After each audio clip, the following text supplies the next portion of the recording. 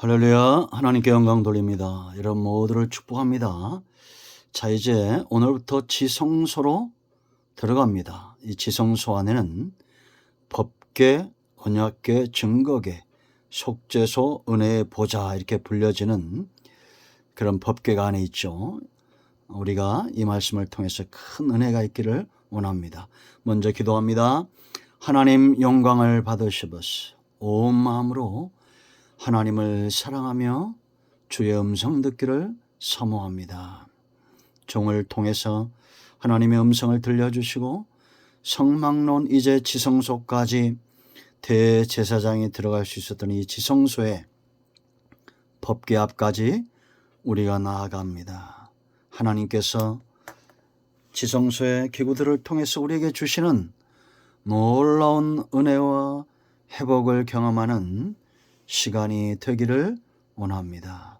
종의 능력과 지혜에 이 말씀에 깊은 것들을 두지 마시고 하나님의 능력과 지혜로 이 말씀에 깊은 것들을 열어 주시옵소서. 하나님을 사모하고 말씀을 사모하는 주의 백성들이 아버지 앞에 있습니다. 예수님의 이름으로 사모하며 기도합니다. 아멘. 자, 말씀은 출애굽기 25장 10절 말씀부터 22절까지입니다. 꼭 읽어보시고요. 다 읽지는 않고 조금씩 읽겠습니다. 10절 말씀. 그들은 조각목으로 궤를 짜되 길이는 2규빗반, 너비는 1규빗반, 높이는 1규빗반이 되게 하고 너는 순금으로 그것을 싸되 그 안팎을 싸고 위쪽 가장자로 돌아가며 금틀을 두르고. 아멘. 읽어보시 바랍니다. 자, 어떻게 생겼냐면 이렇게 생겼습니다. 아마 많이 봤을 겁니다. 이 법궤입니다. 휘장 안쪽인 지성소에 이 전체를 가리켜 법궤다 그러고 또 이제 언약궤, 뭐 증거궤, 그런데 저 위에 보면 뚜껑이 있죠. 거기를 이제 은혜의 보좌, 속죄소 그렇게 합니다.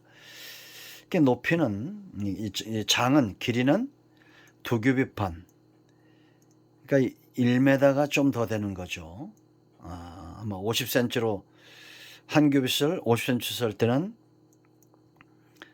1m하고 반이니까 한 25cm 정도 되겠죠. 45cm 치면 한 1m 13cm 정도 되고 그렇습니다. 그리고 광과 고는 68cm, 각각 1규빗반으로 되어 있습니다. 이 지성소에 안치되어 있었는데 하나님의 임재를 상징한다. 우리 이렇게 뚜껑과 본체로 이렇게 나눠져 있는데 그 안에 내용물들은 돌비, 십계명 돌판과 만나 담은 항아리, 아론의 쌍난 지팡이 이렇게 되어져 있습니다. 자, 평면들을 보면 동쪽에 하나의 문이 있습니다. 그리고 번제단이 있고 물두멍이 있고 이제 성소, 우리가 성소의 내용물들 다 살펴봤죠. 기구들을. 그리고 들어가면 언약궤, 지성소에 언약궤가 있습니다. 이 전체 크기는 100규빗 한 50m, 그리고 이 폭은 50규빗 25m 정도 되고 또 이 성소는 전체가 크게 20규빗, 폭은 10규빗 5m, 10m 5m 정도 됩니다. 그리고 지성소는 5m 5m 정사각형으로 되어 있습니다. 우리가 분향단에서 기도에 대한 큰 교훈들을 살펴봤죠. 기도의 향연이 올라가면 이제 세 번째 관문이 열려서 언약궤 안으로 들어갑니다. 이곳은 대제사장의 영역이다 그렇게 말했습니다. 아무나 들어갈 수 없었습니다. 구약시대는. 지금은 우리가 이런 구조로 성전을 집권하지 않는다고 그랬죠. 우리 어릴 때는 강단에 막 못 올라가게 했는데 예수님 안에서 다 이루어졌기 때문에 그럴 필요 없습니다. 성전 안은 아주 자유로운 곳입니다. 인자한 부모도 자녀들을 용납하는데 하물며 하나님께서 뭐 강대상에 올라간다고 해서 그걸 책망하시겠어요? 아니잖아요. 그러니까 여러분 너무 그렇게 교회를 구약의 성전처럼 그렇게 엄격한 잣대로 할 필요는 없습니다. 그렇다고 해서 우리가 또 성전을 너무 막 하는 것도 문제가 되죠. 어디 가니까 뭐 이거를 그냥 사람들한테 빌려줘서 동네 빌려서 막 거기서 술판이 벌어지고 하는 그런 것, 그건 참 잘못된 겁니다.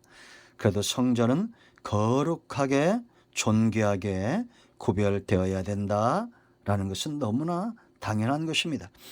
짐승의 어떤 피를 가지고도 우리가 하나님 앞에 나가면서 귀하게 여겼는데, 하물며 주의 보혈을 의지하여 성전에 나가는 자들이 거룩함과 그 너머에 있는 사랑과 믿음으로 나가야 될 것은 너무나 분명하다라는 것입니다. 그래서 여러분, 백성들이 갈 수 있는 수준이 있었고, 제사장의 수준이 있었고, 대제사장의 수준이 있었다, 영역이 있었다라는 거 우리가 아셔야 됩니다. 그래서 이제 우리가 사실은 이 둘레, 이 널판과 뚜껑, 덮개를 먼저 할까 하다가 순서대로 언약궤까지 나아가고 마지막 부분에서 우리가 이 기둥들과 덮개를 다루도록 그렇게 하겠습니다. 자, 먼저 이제 우리가 지성소로 이제 들어왔는데 이름이 주는 교훈들이 있습니다. 이 이름도 그냥 짓지 않겠죠. 여러분, 우리가 이름하면 그 사람이 생각나고, 물건도 이름하면 그 용도가 생각이 나잖아요. 그렇지 않습니까? 우리가 탁자, 책상, 뭐 걸상, 의자, 자동차 다 그 용도가 있는 것입니다. 마찬가지로 성경에 보면 이 이름들이 있어요. 이 처음에는 이 법궤로 불려졌는데, 법궤, 또 언약궤, 증거궤, 속죄소, 은혜의 보좌, 이렇게 불려졌습니다. 자, 법궤라는 것은 왜 법궤라고 그랬을까요? 하나님은 법의 제정자시다라는 것을 아셔야 됩니다. 그 실제적으로 이 법궤 안에는 십계명이 들어가 있었죠. 그래서 여러분, 이 말씀, 하나님의 말씀은, 법이란 것은 그대로 되는 겁니다. 법을 정한 자나 그 법 아래 있는 영향을 받는 백성들 모두 다 법적인 관계로 만난다, 이렇게 보시면 됩니다. 이 법이라는 것은 지킬 때 그 혜택이 있죠. 여러분, 하나님의 입에서 나온 말씀은 십계명과 규례와 율례뿐만 아니라 모든 말씀은 법적인 효력이 있습니다. 그러므로 이 법이, 말씀이 그대로 이루어지는 그 삶의 현장에 우리가 있다, 이렇게 보시면 되겠습니다. 여러분, 시편 19편과 또 119편을 잘 묵상하면 하나님의 말씀이 얼마나 사람들에게 유익하고 능력이 있는지 우리가 알 수 있습니다. 성경을 맺고 찾아볼 텐데요. 먼저 시편 19편 7절 말씀 보면 여호와의 율법은 완전하여, 그렇게 말합니다. 완전하다는 의미를 우리가 알죠. 여러분, 완벽한 겁니다. 사람이 만든 것 중에 완벽한 존재는 없습니다. 완벽한 물건도 없습니다. 세월이 가면 다 쇠약해지거나 고장이 나거나 하죠. 그러나 하나님과 하나님의 입에서 나오는 모든 것들은 완전한 겁니다. 율법은 완전합니다. 그러면 하나님의 말씀이 완전하기 때문에 우리는 어떤 혜택을 누리겠습니까? 영혼을 소성시키며 그랬습니다. 여러분, 공자의 말이나 맹자의 말이나 사람들 가운데 학자들의 좋은 글들이 있죠. 그러한 것들이 우리 삶 가운데 어느 정도 유익이 됩니다. 그러나 성도는 영적인 존재죠. 하나님 앞에서 그 입에서 나오는 말씀을 법으로 받아야 됩니다. 우리의 영혼의 양식입니다. 우리를 소성시킨다, 산다는 겁니다.